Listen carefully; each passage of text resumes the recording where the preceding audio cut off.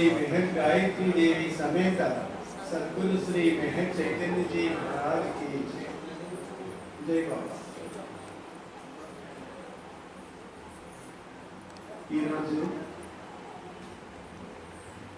పెద్దాడ మెహర్ బాబు గారి ఆధ్యాత్మిక కేంద్రం వార్షికోత్సవం సందర్భంగా విచ్చేసినటువంటి బాబా ప్రేమికులందరికీ నా హృదయపూర్వక వందనాలు తెలియజేస్తూ, ఈరోజు మన నారాయణ గారు అంటే ఇక్కడ కార్యక్రమం పెట్టుకోవడానికి ఆగస్టు 15 అనేటువంటిది స్వాతంత్ర దినోత్సవం. ఏమిటి నిజమైన స్వాతంత్రం? స్వాతంత్రం వచ్చింది కానీ నిజమైన స్వాతంత్రం ఇది కాదు అని బాబా తెలియజేస్తూ, నీవు స్వేచ్ఛను పొందడం లేదు, ఆ స్వేచ్ఛను పొందడమే స్వాతంత్ర్యము. మరి మనకి ఏదైనా చేయాలనుకున్నా చేయలేకపోతున్నాం, చేయకూడదు అనుకున్నా చేయకుండా ఉండలేకపోతున్నాం. ఇందువల్ల నీకు స్వాతంత్రం లేదు. ఏమిటి స్వాతంత్రం అంటే అది కృష్ణ పరమాత్మని అడుగుతారు అర్జునుడు. ఏదైనా మంచి చేయాలన్నా చేయలేకపోతున్నాను, చేయకూడదన్నా చేయకుండా ఉండలేకపోతున్నాను. కారణం ఏమిటి అంటే అది కృష్ణ పరమాత్మ అంటారు రజోగుణ సముద్భవ అర్జున అంటారు. ఈ రజోగుణం వల్లనే ఈ మానవుడు బంధించబడి తన యొక్క స్వీయ జ్ఞానాన్ని గుర్తించలేక తన సంబంధించిన అనుభవానికి పొందలేకపోవడానికి కారణం అని చెప్తారు. అందుకని ఇప్పుడు మన నారాయణ గారు చాలా చక్కటి రజోగుణం, ఈ గుణముల గురించి, అక్షర వర్గాల గురించి, అన్నింటి గురించి చాలా క్లియర్ కట్గా చెప్పారు. అయితే మెహర్ బాబా అంటారు, నిజమైన స్వేచ్ఛను పొందడానికి నీకు నీవే ఆటంకమై ఉన్నావు. నీకు నీవు ఆటంకం అంటే ఏంటి? నీ వ్యక్తిత్వమే నీకు ఆటంకం. నీ వ్యక్తిత్వం అంటే ఏంటి? నీ అక్షర వర్గాలు, స్వభావాలు, బలహీనతలు, ఇవన్నీ కూడా మనలో అనుసంధించబడి ఆత్మను బంధించినవి. ఆత్మ మీద అంటే ఆత్మ యొక్క అనుభవాన్ని పొందకుండా ఇవి నీకు ఆటంకంగా నిలిచాయి. అందుచేత నువ్వు దైవత్వాన్ని పొందాలన్నా, నువ్వు దేవునిగా నువ్వు అనుభూతి పొందాలంటే ఏమి అడ్డుగా ఉన్నాయి? ఈ అరిషడ్ వర్గాలు, మన బలహీనతలు, మన స్వభావాలు. మరి అరిషడ్ వర్గాలు ఉన్నాయని అందరికీ తెలుసు. కామము, క్రోధము, లోభము, మోహము, మదము, మాత్సర్యము, అహము. ఈ అహమే ఈ అరిషడ్ వర్గాలను పోషిస్తూ ఉంది. అంటే ఈ అహానికి తల్లి ఎవరు? అంటే దేని నుంచి పుట్టినవి ఈ అరిషడ్ వర్గాలన్నీ? అహంకారం నుంచి పుట్టాయి. ఏది అహంకారము? నేను, నాది, నావాడు అనేటువంటి భావనతో ఈ అరిషడ్ వర్గాలన్నింటినీ పోషిస్తూ ఉన్నది మనస్సు రూపంలో. అంటే అహము అంటే వాస్తవానికి రెండు. ఒకటి నిజాహము, రెండవది ఫాల్స్ ఈగో అన్నారు. అంటే నీచాహము, దివ్యాహము అన్నారు. మరి లోపల ఉన్నది నిజమైన నేను ఎవరంటే అంతర్యామ పురుషుడైనటువంటి ఆ దేవాది దేవుడు నీ లోపల కొలువై ఉన్నాడు. ఆయన ఆత్మస్వరూపుడు నీలో ఉన్నాడు అని తెలుసు అందరికీ. అంటున్నాం, వింటున్నాం, కానీ ఆ ఆత్మ అనుభవం మనకు రాకపోవడానికి కారణం దాని పైన ఉన్నటువంటి ఒక పొర. ఇప్పుడు కళ్ళు చూడగలుగుతున్నాయి, కానీ పైన ఉన్న కంటి రెప్ప ఏం చేస్తుంది? మీరు కన్ను ఇలా మూసుకుంటే ఏది చూడలేకపోతున్నాం. కారణం ఏంటి? మీ రెప్పేది అడ్డుగా ఉన్నది. అలాగే ఇక్కడ ఏమవుతుంది?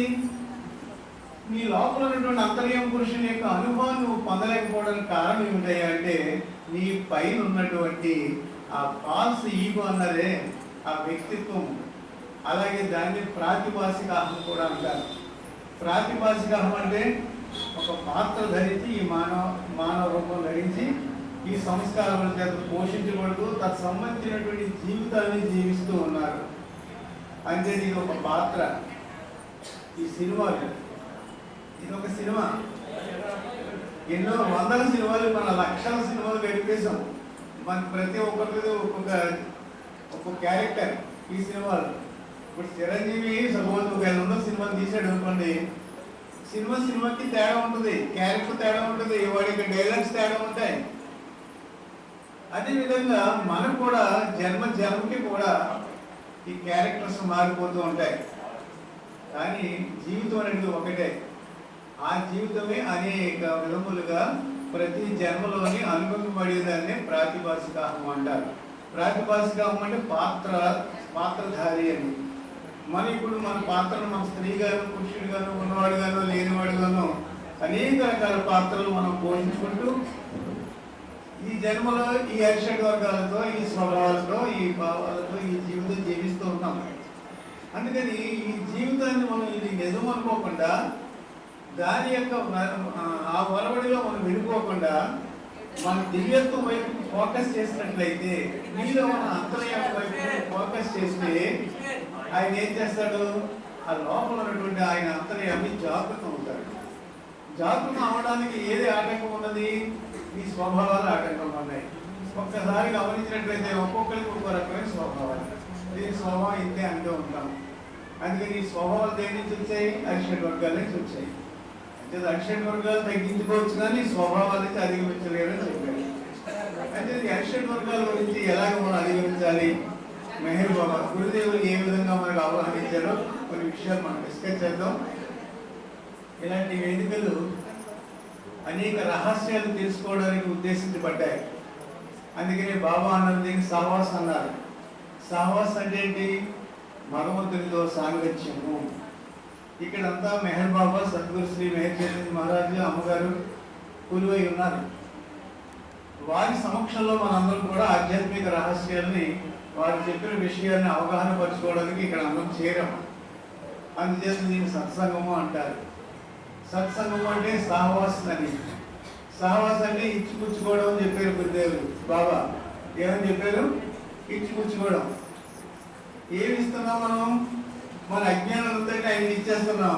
ఆయన దగ్గర దివ్య జ్ఞానాన్ని మనం స్వీకరిస్తున్నాం. అంటే అజ్ఞానాన్ని ఇచ్చేస్తే తప్ప జ్ఞానాన్ని మనం జాగృతం చేసుకోలేము. అజ్ఞానాన్ని ఇవ్వాలి అంటే అజ్ఞానంతో కూడిన మన ఆలోచనల్ని మనం ఇచ్చేయాలి. అందుకని దానికి ధరాష్ట్రం ముఖ్యమని చెప్తారు. మంచి ఆలోచనలు ఆలోచించండి అన్నారు.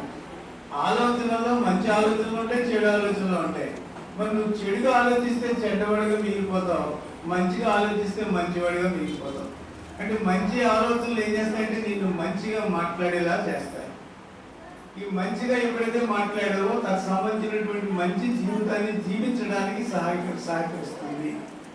అందుకని ఏం చేయాలి? ఇక్కడ మంచి ఆలోచనలు కలిగి ఉండండి, మంచి మాటలు మాట్లాడండి, మంచి పనులు చేయండి. ఈ మూడింటిని మనం బ్యాలెన్స్ చేసుకోగలిగితే చాలా తొందరగా మనకి జీవన విధానంలో మార్పు వచ్చేస్తుంది. ఏదైనా ఒక ఆలోచన వచ్చినప్పుడు ఈ ఆలోచన ఏమైనా ఆలోచించి మనం అనుకోవాలి. బాబాయ్ ఏమన్నారు? ఆలోచించేది నేను కాదు, మెహర్ బాబాయ్ ఆలోచిస్తున్నారని అనుకోమన్నారు. బాబాయే ఆలోచిస్తూ ఉన్నప్పుడు మళ్ళీ మంచి ఆలోచనలా చెడు ఆలోచనలా అంటే, ఒక చెడు ఆలోచన వచ్చినప్పుడు గురువుగారు ఏమన్నారంటే, ఈ చెడు ఆలోచన మెహర్ బాబా ఆలోచిస్తున్నారంటే ఈ చెడు ఆలోచన మెహర్ బాబా ఎలా ఆలోచిస్తారా అని ఒకసారి మళ్ళీ మీకు పునర్విమర్శ చేసుకోమన్నారు. అందుచేత మన ఆలోచనల్ని గమనించండి, జీవన విధానాన్ని మార్చుకోండి, దైవత్వాన్ని మనం పొందాలనేటువంటి ప్రగాఢమైనటువంటి వాంఛ మనలో ప్రతి క్షణము ప్రజ్వలిల్లుతూ బర్నింగ్ డిజైర్లా ఉండాలి. దైవాన్ని పొందాలి పొందాలి పొందాలి అని తపన ఉండాలి. ఎందుకంటే నువ్వు దైవంగా అయ్యి ఉన్నావు. ఎప్పుడు ఏదో చేద్దాంలే అంటే ఈ కాలం మన చేతుల్లో లేదు. సమయం రోజు రోజుకి గంట గంటకి జారిపోతూనే ఉంది. అందుచేత వయసు పెరిగిపోతుంది. తర్వాత సాధన చేయడానికి కూడా అవకాశం లేని పరిస్థితులు ఏర్పడిపోతూ ఉంటాయి. అందుకని వయసు ఉన్నప్పుడే, ఓపిక ఉన్నప్పుడే, చేయగలిగే సమర్థత ఉన్నప్పుడే మనం మొదలు పెట్టేయాలి, స్టార్ట్ చేసేయాలి. దైవీ జీవితాన్ని జీవించాలంటే బాబా ఏం చెప్పారో అది ఆచరణలో పెట్టేయకపోతే ఎప్పుడో చూద్దామే అంటే సమయం మన చేతుల్లో లేదు అని ఎవరికి వారే ఆలోచించుకోగలిగినప్పుడు తప్పనిసరిగా మన జీవన విధానం ప్రయాణం మొదలు పెట్టాలని లేట్ అయిపోతుంది అని కనుక మనం అనుకున్నామా, ఆ క్షణం నుంచే మనం ప్రారంభమైపోతుంది. ఆ చెప్పి జీవితం జీవించాలి. జీవించకపోతే నువ్వు ఏమీ పొందలేవన్నారు. నిజాయితీ జీవితం ఉండాలి, ప్రేమయుత జీవితం కావాలి మనకి. అందుచేత అందరినీ ప్రేమించండి అన్నారు.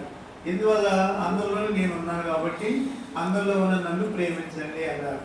అంటే బాబాని ప్రేమించడం అంటే అందరూ అంటున్నాం మనం బాబా ప్రేమించలేదు కదా, బాబాని ప్రేమిస్తున్నాం కదా అనుకుంటాం. కానీ ఒక చోట బాబాని ప్రేమిస్తున్నాం, మరో చోట బాబాని ద్వేషిస్తున్నాం, మరో చోట బాబాని తిడుతున్నాం, నిందిస్తున్నాం. ఇదంతా కదా అందరిలో ఉన్న బాబా ఆయనే కదా. మరి నిందించడానికి నీకు ఎవరిచ్చారు అధికారం? అందుచేత నిందించడానికి మనం ఆటోమేటిక్గా దాన్ని మనం తగ్గించుకోవడానికి ప్రయత్నిస్తే ఆటోమేటిక్గా బాబాని ప్రేమించిన వాళ్ళు అవుతాం. ఆయన చెప్పిన ప్రతి విషయాన్ని ఆచరణలో పెట్టుకోవాలండి. అదే విధేయత అంటే. ఇప్పుడు మనం చేద్దామని అంటే మన కోసం ఈ సమయం ఆగదు. పరిస్థితులు ఇప్పుడున్న పరిస్థితుల కంటే తర్వాత కూడా ఇంకా జటిలంగా మారచ్చు. ఎప్పుడు అవకాశం అప్పుడే. ఈ రోజు మీరు అందరూ ఇక్కడికి అందరూ మనం చేరామంటే ఈ అవకాశాన్ని ఉపయోగించుకోవాలనేటువంటి మంచి ఉద్దేశం వల్లనే ఇక్కడికి రాగలిగాం. లేకపోతే రాగలమా? సరే మళ్ళీ సంవత్సరం చూద్దాంలే, తర్వాత ఇంకో ప్రోగ్రాం ఎక్కడో చోట రాకపోద్దా అంటే ఈ ఇప్పుడు వచ్చినటువంటి అవకాశాన్ని వదులుకుంటే మళ్ళీ నెక్స్ట్ అవకాశం వాయిదా అదే పడిపోతూ ఉంటుంది. అందుకని ఇక్కడ ఇంతక చక్కటి విషయాలు హర్షణ వర్గాల గురించి ఏదో కొన్ని విషయాలు చెప్పి మనకి కొంచెం తర్వాత వరకు అవకాశం ఇద్దాం. ఇక్కడ ఏమిటంటే ఇప్పుడు కామము ఉంది. కామం అంటే కోరికలు. కోరికలు అనేటువంటివి అనేక రకాలుగా కోరికలు వస్తూ ఉంటాయి. అందుచేత ఏ కోరిక దేనితో నువ్వు బంధించబడకుండా భగవంతుని ఇచ్చికు వదిలి అంతా బాబాయే ఆలోచిస్తున్నారు, బాబానే అనేటువంటి భావనలో ఈ కోరికల మీద ఏం చేయాలంటే, కోరికల మీద అధిగమించాలంటే బాబా అన్నారు కోరుకో, కానీ ఏం కోరుకోవాలి? నన్నే కోరుకో అంటే భగవంతుడినే కోరుకోవాలంట. ఎన్ని కోరికలు ఉన్నప్పటికీ కూడా అవన్నీ కూడా తాత్కాలికం, అశాశ్వతం. ఇప్పుడుండి తర్వాత లేనివే. కోరిక మళ్ళీ దుఃఖం కూడా వస్తూ ఉంటుంది. ఇప్పుడు కారు కావాలని కోరుకున్నాం అనుకోండి, తప్పులేదు, అవసరమైతే కనుక కారు కొనుక్కోవచ్చు. కానీ తీరా కారు కొనుక్కున్న తర్వాత దుఃఖం ఎందుకు వస్తుందంటే అందులో డీజిల్ వేయించాలి, మరి ఎల్లారి కానీ మెయింటెనెన్స్ కావాలి అంటే కదా చెప్పండి. కానీ కారు కొనుక్కున్న ఆనందం ఎంతసేపు ఉంటుంది? కొనుక్కున్న తర్వాత కొద్ది రోజులు ఉంటుంది. కానీ ఏ కోరికైనా సరే కోరుకునే వరకు చాలా ప్రగాఢంగా ఎంతో గొప్పగా కనిపిస్తుంది. కోరుకున్న తర్వాత అది తేలిక అయిపోతుంది, నీరసం వస్తుంది, మళ్ళీ ఇంకో కోరిక వైపుకి ఈ మనసు ముందుకు వెళ్తూ ఉంటుంది. అందుకని జీవితం అంతా కూడా కోరికలతో జీవిస్తే ఉంటాం మనం. అయితే ఇక్కడ బాబా అన్నారు కోరికలు వద్దనలేదు, నీ అవసరాలన్నీ తెలుస్తాను, నీకు ఏది అవసరమో నీకు తెలియదు, కానీ నేను నీకు పరిపూర్ణమైన సహాయం చేస్తాను. తప్పనిసరిగా నీ కోరికలన్నీ అది న్యాయసమ్మతమైనటువంటిది అయితే, అవసరం అంటే నేను తప్పనిసరిగా తీరుస్తాను. అది అవసరం కాదనుకోండి, నేను బాధించి బంధిస్తున్నాయనుకోండి, ఆ కోరికలు నేను ఎప్పటికీ తీర్చను అంటారు. ఎందువల్ల అంటే మీరందరూ నాకు బిడ్డలు, నేను మీకు తండ్రిని. బిడ్డలు కోరుకుని కష్టాలకు వెళ్ళిపోతానంటే ఏ తండ్రి ఒప్పుకుంటాడో? అందుచేత నేను సర్వజ్ఞుడు కనుక సర్వము తెలిసినటువంటి నేను నీకు ఏదైతే బంధిస్తుందో, ఏది అక్కర్లేదో అవి నేను ఇవ్వను. అది నాకు తెలుసు, కానీ నీకు తెలియదు. అందుచేత నీకు నేను పరిపూర్ణ సహాయం చేస్తాను. అందుచేత నన్ను ప్రేమించండి, నన్నే కోరుకోండి. అంటే మనం కోరుకోవాల్సి వస్తే ఎవరు కోరుకోవాలి? నాలో అంతర్యం కూర్చునేటువంటి ఆ దేవాది దేవునికి నేను ఎల్లప్పుడూ ప్రేమతో ఆయనకు విధేయుడినై ఉండడమే అనే భావనతో మనం ఉన్నప్పుడు అది నిజమైన కోరిక. ఇక్కడ మనం కోరుకోవడం అంటే కోరికలు గొడవలు అవుతూ ఉంటాయి. అందుచేత ఏంటి కోరుకోవాలంటే ఈ సమస్తమును ఇవ్వగలిగే సార్వభౌముడు ఎవరైతే ఉన్నారో ఆయన నీ లోపల ఉన్నాడు. ఆయన్ని గుర్తించడానికి నువ్వు కోరుకో. బాబా అన్నారు you want nothing, you will have everything అన్నారు. నువ్వు ఏమి కోరుకోకపోతే అన్ని నీకు ఇవ్వబడతాయి. ఎలాగిస్తారు? ఆయనే కదా ఇచ్చింది. మళ్ళీ ఇంకోసారి బాబా అంటారు నేను దేవుణ్ణి, నీ లోపల ఉన్నాను. మరి నువ్వు కోరుకుంటేగా నాకు తెలీదా? కోరుకుంటే ఇచ్చేవాడిని దేవుడు ఎలా అవుతాను అంటాడు. కోరుకుంటే ఇచ్చేవాడిని దేవుడు ఎలా అవుతాను అంటాడు. ఇంకో చోట అంటారు అతను ఏ కోరికలు తీర్చనంటారు. ఇలాగా ఎన్నో స్టేట్మెంట్స్ ఉన్నాయండి. ఇవన్నీ ఏమిటాయి అంటే నిన్ను నీ లోపల ఉన్న నిజస్థితిని జాగృతం చేయడానికి ఇవన్నీ చెప్పాను. నువ్వు కోరుకోవాల్సిన అవసరం ఉంది. ఎవరిని అడుగుతావు? నువ్వు నీ లోపల ఉన్నాడు కదా, ఆయన అడుగు. అంతరూపై ఏమని? దేవుడు కావాలని, నిన్ను పొందాలి అని. అందుచేత నీ కోరికలన్నీ నాకు ఇచ్చేస్తే నీలో నిజమైన కోరికలు జాగృతపరుస్తాను అన్నారు. ఆ నిజమైన కోరిక ఏమిటంటే నాకు దేవుడు కావాలి, నువ్వే కావాలి అని దేవుడిని అడుగుతూ ఉండాలి. రెండో పాయింట్ క్రోధం. క్రోధం అంటే కోపం, ఉద్రేకం, షార్ట్ టెంపర్ వచ్చి పడిపోతూ ఉంటుంది. చిన్నదానికి పెద్దదానికి కోపగించుకునే వాళ్ళందరూ ఏదో రకమైన వాళ్ళకి కోపం వస్తూ ఉంటుంది. ఈ కోపాన్ని ఎలా అధిగమించాలట? అమ్మ ఇదంతా కూడా జీవన విధానం తెలియజేశారు మెహర్ బాబా. నీకు తారసపడిన సంఘటనలు ఏ విధంగా గుర్తించి ఏ విధంగా దాన్ని అధిగమించాలనేటువంటి ఈ రహస్యాలని మెహర్ బాబా తెలియజేశారు, గురుదేవులు తెలియజేశారు. ఈ విషయాలన్నీ మనకి నిత్యము మన జీవితంలో తారసపడేటువంటివే.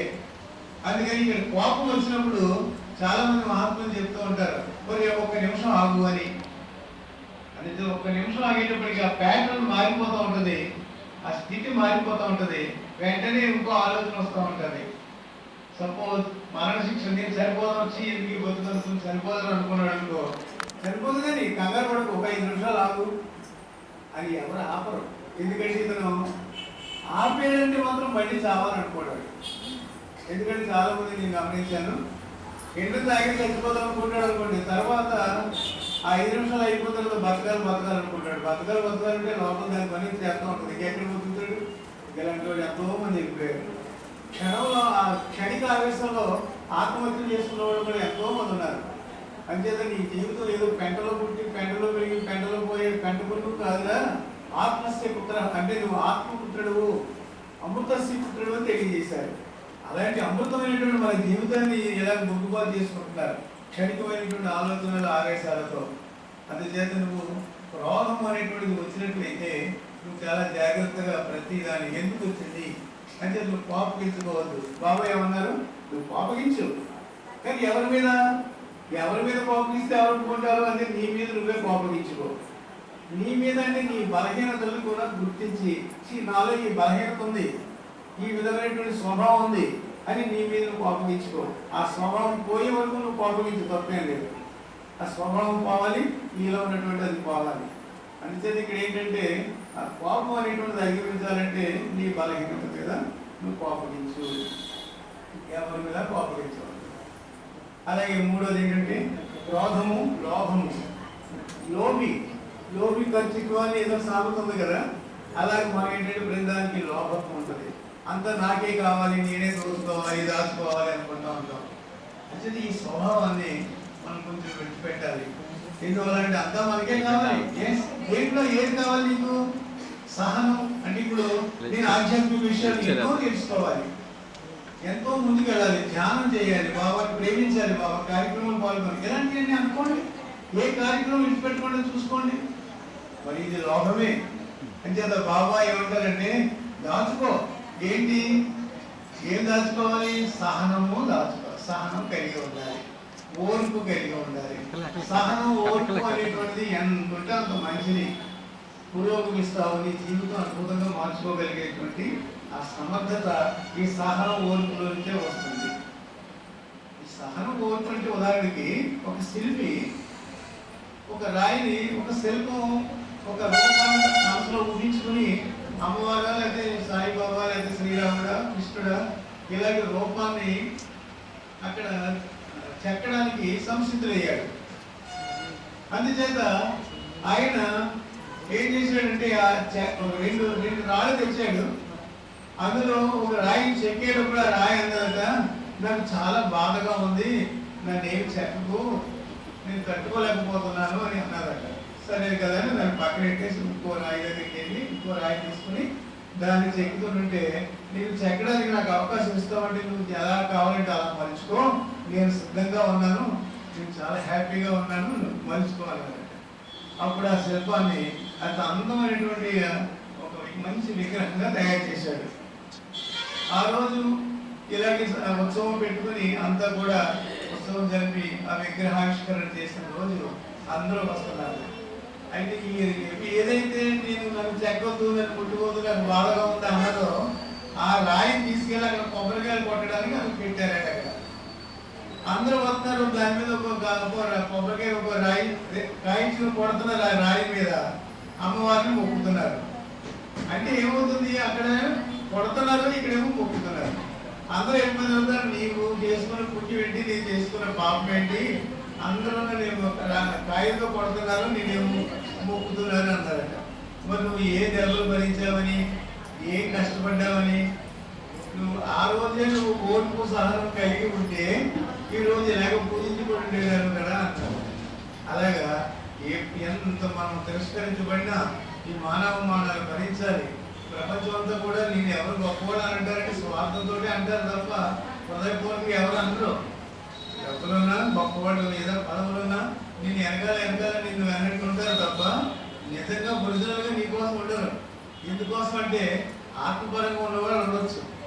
ఎందుకంటే ఇక్కడ గుర్తుపెట్టుకోవాల్సింది ఏంటంటే భగవంతుని కోసం మనం పరితపించినప్పుడు సహనాన్ని ఓర్పుని ఎప్పుడైతే మనం కలిగి ఉన్నామో అది నిజమైనటువంటి లాభం. అలా దాచుకోండి, ఆ విధంగా ఉంచుకోండి. అలా అంటే మీ భావాలను అలా మార్చుకోండి అన్నారు. తర్వాత మోహము, తర్వాత మదము అంటే గర్వం. ప్రతి వ్యక్తికి కూడా తెలియకుండా ఎంతో కొంత గర్వం వస్తూ ఉంటుంది. అందుకని బాగా మాట్లాడుతున్నారని, బాగా పాట పాడగలుగుతున్నారని, మంచి పనులు చేయగలుగుతున్నారని, అలాగే ధనం కలిగిన గర్వమే. తర్వాత బలము వలన, కీర్తి వలన, పదవి వలన, ఇలాంటివన్నీ కూడా మనకు అహంకారాన్ని అంటే ఏంటి, గర్వాన్ని పెంచడానికి సహాయం చేస్తాయి. అయితే ఎంత ఎదిగినా ఒడుగు ఉండాలి అని అన్నారు పెద్దలు. అందుచేత నీలో ఏదైనా ఒక స్పెషాలిటీ కనిపించినట్లయితే ఇది నాకు భగవంతుడు ఇచ్చినటువంటి ఒక అనుగ్రహం, ఆయన సహాయం వలన. ఇంకా చెప్పాలంటే నాలో ఉన్న భగవంతుడి ఈ గౌరవమైన అందుచేత భగవంతుని ఎడల దృష్టి పెట్టి ఆ భావన కలిగి ఉండాలి. అంటే గర్వం దేనికి పనికిరాదు. గర్వం అంటే ఈ గర్వం ఏం చేస్తుంటే నేను పతనావస్థ తీసుకుపోతూ ఉంటుంది. అలాగే బాబా అన్నారు గర్వపడు, కానీ ఎలా గర్వపడాలంటే నేను బాబా ప్రేమికుడని, బాబా చెప్పిన విషయాలను అర్థం చేసుకోగలుగుతున్నానని, నాకు ఈ అవకాశం ఇచ్చినందుకు నువ్వు చాలా సంతోషపడు. నేనైతే అంటాను నా ఇంత అదృష్టవంతుడు ప్రపంచంలో లేడు అనుకుంటాను. అంటే మీరు అందరూ ఉంటారు, కానీ ప్రపంచంలో లేడంటే అర్థం ఏంటంటే నా ఎంత అదృష్టవంతుడు, కొండంత అండతో నాకు బాబా ఉన్నారు, గురువు గారు ఉన్నారు. ఇంకా నాకు కావాల్సింది ప్రపంచంలో ఏముంది? అందుచేత నేను చాలా అదృష్టవంతుడి. ఎందువల్ల సాక్షాత్తు మెహర్ బాబా నాకు దొరికారు, ఆయన కొంగు దొరికింది.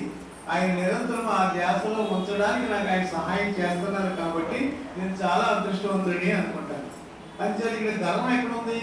బాబా ప్రేమికుడిగా.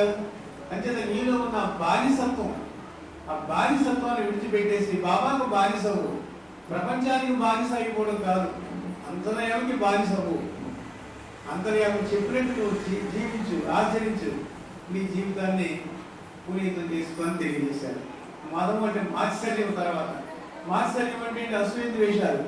తెలియకుండానే అందరి అసూయ ద్వేషాలు వస్తూ ఉంటాయి. ఒకరిని చూసి ఒకరు పైకి మాట్లాడుతూ ఉంటాం, కానీ లోపల అసూయ ద్వేషాలు ఉంటాయి. ఒక వ్యక్తి ఎదుగుతుంటే రెండో వ్యక్తి సహించలేనటువంటి స్వభావం అసూయ. అందుచేత అసూయ పడడం అంటే అది ఒక క్యాన్సర్ వ్యాధి లాంటిది అనుకోవాలి. లోపల దహించేస్తూ ఉంటుంది, నిద్ర పట్టడం. దానికి అసూయలో వాడికి నిద్ర పట్టదండి. ఎందుకంటే వాళ్ళు ఎదుగుపోతున్నారు, వాళ్ళు కారు కొనుక్కున్నారు, వాళ్ళు ఇల్లు కట్టుకున్నారు, ఇలాంటివన్నీ ఒకటి చూసుకుని దూరం అయిపోతూ ఉంటాం. అదే ధ్యాసలో ఉంటాం. అది కాదు ఇక్కడ. బాబా అన్నారు అసూయ అంటే ఏమిటి? ఓకే, అసూయ కలిగి ఉండు. ఎలాగా? ఒకరికంటే ఒకరు నేను ఆధ్యాత్మికంగా ఇంకా ఎదగాలని. దాని ఏమిటంటే ఇతరులతో పోల్చుకోగలిగినప్పుడు నేను ఇంకా బాగా చేయగలగాలి, ఇంకా బాగా తెలుపదంగా. ఇప్పుడు ఎవరైనా పాట పాడుతున్నారు, అయ్యో ఎలా పాడేస్తాను అసలు కాదు, నేను ఇంకా బాగా పాడడానికి ప్రాక్టీస్ చేయి. ఎవరు ఆధ్యాత్మిక విషయాలు చెప్తున్నారు, మంచి ఉపన్యాసం చెప్పారు, నేను ఇంకా బాగా చెప్పడానికి ప్రయత్నించాను. ఒక లేడలో ఒక అసూయ ద్వేషాలు కాదు. అందుకని నువ్వు ఏ పని చేసినా సరే ఇంకా బెటర్, ఇంకా ముందుకెళ్ళాలి అనే భావన ఉండాలి తప్ప వాళ్ళు ముందుకెళ్ళిపోతున్నారని వాళ్ళు ఏదో నష్టపోవాలని అది పెట్టుకుంటే అసూయకు అది ప్రతీక అవుతుంది. అందుకని బాబా ఏమన్నారు? అసూయ ద్వేషాలు అంటే అసూయ కలిగి ఉండు. ఎవరంటే నాకంటే ఇతరులు అనేకం అంటే నేను ఇంకా ముందు ఉండాలని నువ్వు అలా కలిగి ఉండాలి, ఆలోచన కలిగి ఉండాలట. నేను ముందు లైన్లో ఉండాలి, నేను ఇంకా సక్సెస్ అవ్వాలి, బాబా ఏడు పరిపూర్ణ విశ్వాసాన్ని కలిగి ఉండాలి అనే భావన నీకు ఎప్పుడు ఉండాలి. తర్వాత మాత్సర్యము, మదము, మాత్సర్యం, అహంకారం. ఏంటంటే అహం అంటే ఏమిటి? నేను, నాది, నా వారు. అంటే ఇది నిరంతరము చేసే పనితో కూడా నేను నేను అనే భావంతో చేస్తావు. అందుచేత నేను, నాది, నా వారు అని నువ్వేం చేస్తున్నావు అంటే నీ జీవితాన్ని అంతటినీ కూడా దుర్వినియోగం చేసుకుంటున్నావు. అంటే నేను నేను అనే అహంకారం పెంచుకోవడం, నాది నాది అనేటువంటి ఈ మమకారం, నేను నాది అనేటువంటి ఈ భ్రాంతి, ఇలాంటివన్నింటిలో మనిషి బంధించబడి ఉన్నాడు కనుక బాబా దానికి ఒక తరుణంపై చెప్పారు. ఏమనంటే నేను నేను అనే స్థానంలో బాబా నీవు నీవు అని పెట్టుకోమన్నారు. అంతేదా నేను చేస్తున్నాను, నేను చూస్తున్నాను, నేను తింటున్నాను, నేను వింటున్నాను, నేను మాట్లాడుతున్నాను, నేను వెళ్తున్నాను, ఇలాగ నువ్వు చేసే ప్రతి పనిలోని కూడా నేను నేను అనే కొద్ది ఈ కర్మతో నువ్వు బంధించబడుతున్నావు. అందుకని మెహర్ బాబా ఏమన్నారంటే నేను చేయడం లేదు, నీవే చేస్తున్నావు బాబా, నీవే వెళ్తున్నావు, నీవే వస్తున్నావు, నీవే తింటున్నావు, నీవే మాట్లాడుతున్నావు అని అంతా కూడా బాబాయే చేస్తున్నారనేటువంటి దృఢ విశ్వాసంతో నువ్వు ఉన్నప్పుడు తప్పనిసరిగా బాబా అక్కడ నీ వ్యక్తిత్వం కాస్త రహితం అయిపోతుంది. లోపల ఉన్నటువంటి ఆ దివ్యత్వం, ఆ అనంత అస్తిత్వము జాగృతం అవుతుంది. అంటే నీకు ప్రాధాన్యత నువ్వు అంటే నిన్ను నువ్వు తగ్గించుకునే కొద్ది భగవంతునిలో హెచ్చించబడతావు అన్నారు. అందుకని భగవంతునిలో హెచ్చించబడాలంటే నీ యొక్క వ్యక్తిత్వం తగ్గాలి అంటే నేను చేయడం లేదు, బాబా చేస్తున్నాను బస్. అలాగే నాది అయిన తర్వాత నేను అన్న తర్వాత నాది నాది అంటే ఈ ఆస్తి వస్తువులు, ఈ సంపదలు, ఇవన్నీ కూడా నావి నావి, నేనే చేసాను, నేను ఎలా సంపాదించాను ఎలా సంపాదించాను అనేది అన్నా ఇదంతా కూడా నాది నాది నాదన్నది ఏది నీది కాదురా, నాది నాది నాదనే నాదనే మూఢత్వమనే వేడరా అని మన సోదరులు పాటుపడుతూ ఉంటారు. అలాగే మనం మూఢత్వాన్ని విడిచిపెట్టాలి. ఏది నీది ఎంచి చూడ జగతిలోనే ఏది నీది కాదురా అని కూడా చెప్తా ఉంటారు. అందుకని ఏది మన కాదు, ఇది మన దగ్గర కొంతకాలం ఉంటుంది, మరి చేతిలో వెళ్ళిపోతూ ఉంటుంది. అందుకని ఈ నేను నాది అనేది ఏదయ్యా అంటే ఇదంతా భగవంతునిదే. ఈశావాస్యం వెలుగు సర్వం కించిత్ జగత్యాం జగత్, ఈ చరాచర జగత్ అంతా కూడా ఎవరిదయ్యా అంటే ఆ సర్వేశ్వరుడిదే. అందుకని ఆయనదే అయినప్పుడు నువ్వు ఆ భావనలో ఉన్నప్పుడు నీకు ఏది ఆటంకం కాదు. అందుకని నువ్వు బంధించబడవు అన్నారు. తర్వాత నావారు, ఈ నావారు అనేది ఎవరు? నేను, నాది, నావారు. నావారు అంటే నా భార్య, పిల్లలు, ఇరుగు పొరుగు, బంధువులు, వీళ్ళందరూ కూడా నావారు నావారు అంటూ ఉంటాం. అందరూ నీవారే వాస్తవానికి. కానీ ఎవరికి నీ లోపల ఎప్పుడైతే బాబా ఉన్నారో అందరిలోని బాబా నువ్వు చూడగలిగినప్పుడు నీలో ఉన్నటువంటి ఆ బాబా ఏమంటారు? నావారు, వీళ్ళందరూ కూడా ఎవరైతే బాబాయే అనే భావనతో మనం ఉన్నప్పుడు, నా పిల్లలు బాబాయే, భార్య బాబాయే, భర్త బాబాయే, తల్లిదండ్రులు బాబాయే అనే భావనలో ఉంచుకోవాలి. అప్పుడు ఏమవుతుందంటే ఈ పరిమితమైనటువంటి నీ వ్యక్తిత్వం కాస్త అపరిమితంగా మారిపోయి అందరిలో ఉన్న బాబాను ప్రేమించగలిగేటువంటి ఆ అవకాశాన్ని ఆయన ఇస్తూ నిన్ను సంస్కరిస్తూ పురోగమింపజేస్తూ ఆ దైవత్వాన్ని నీలో జాగృతపరిచి నిజమైనటువంటి నీ లోపల ఉన్నటువంటి అంతర్యామని నువ్వు కనుగొనేటువంటి సామర్థ్యం కలగాలంటే ఈ నేను నాది నా వారిని విడిచిపెట్టడానికి ఇలా చిన్న చిన్న మాటల ద్వారా బాబా ఎన్నో రకాల అవగాహన ఇచ్చి పురోగమ చేశారు. కాబట్టి ఈ విషయాలన్నీ కూడా గుర్తుపెట్టుకుని ఇలాంటి సమావేశాలు వచ్చినప్పుడు తెలుసుకున్న ప్రతి విషయాన్ని ఆచరించడానికి, తర్వాత తెలిసిన వాళ్ళని అడిగి ఇంకో ఈ ప్రాబ్లం ఉంది దీన్ని ఎలా సాల్వ్ చేసుకోవాలని అడిగితే చెప్పడానికి చాలా మంది సోదరులు ఉన్నారు. అలాగే నేర్చుకోవడానికి ట్రై చేయండి, మనం జీవించడానికి ప్రయత్నించండి. నిజాయితీ జీవితంలో, ప్రేమయుత జీవితంలో నీ వ్యక్తిత్వాన్ని కోల్పోయి నీలో ఉన్నటువంటి అనంత అస్తిత్వాన్ని జాగృతపరచుకోవడమే మన నిజగమ్యం. అందుచేత నీ భగవంతుడిని ప్రేమించడమే నీ లక్ష్యము, భగవంతుడిగా జీవించడమే నీ గమ్యం అని బాబా తెలియజేశారు. కాబట్టి మనందరం కూడా మెహర్ బాబా అంటే నీ లోపల ఉన్నటువంటి ఆ భగవంతునిగా దైవీ జీవించడానికి అవసరమైన అవకాశాన్ని ఇమ్మని త్రికరణశుద్ధిగా ఆ దేవాది దేవుడిని హృదయపూర్వకంగా మనం ప్రార్థిద్దాం. అందుచేత మనందరి యొక్క జీవన విధానం మార్పు చేయడానికి ఆ యొక్క కృపా కటాక్షలు ఎల్లప్పుడూ ఉండాలని ఆశిస్తూ త్రికరణశుద్ధిగా మెహర్ బాబాని మనందరి తరఫున త్రికరణశుద్ధిగా ఆయన అర్థిస్తున్నాను, ప్రేమిస్తున్నాను, ప్రార్థిస్తున్నాను. Thank you. Avatar Meher Baba.